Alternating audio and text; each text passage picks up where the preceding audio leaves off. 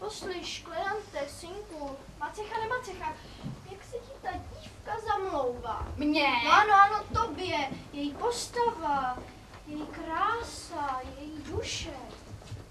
No tak podle mého vkusu zrovna není, ale nechci vám ji rozmlouvat. Abych řekl pravdu, dost mě zklamala. Chová se vyloženě jako koketa. O kráse natož duši se dá mluvit jen těžko. Takže tobě se nezamlouvá. Mně? Ano, tobě. Ani trošičku. To je škoda. Když jsem vás tak spolu viděl, napadlo mě, že by vám to docela slušelo. Ale manželství bez lásky.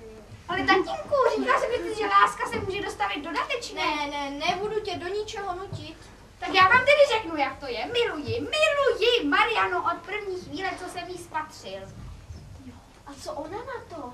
Pokud správně chápu to, co mi dává najevo, tak mé city opětuje.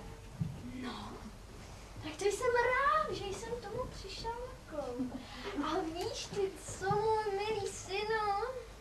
Pustíš tohle lásku z hlavy a memeš si tu, kterou já ti určím. Tak vy na mě takhle, tatínku. Já se Mariany nikdy nevzdám. Já už jsem tvůj otec a ty jsi mi povinován úctou. V lásce nic takového neplatí. Láska nezná bratra ani otce. Ani syna. Já tě vydědím, vyženu tě. Hůl, kde mám svou hůl. Klidně rád půjdu sám a prosím vás, nebuďte směšný.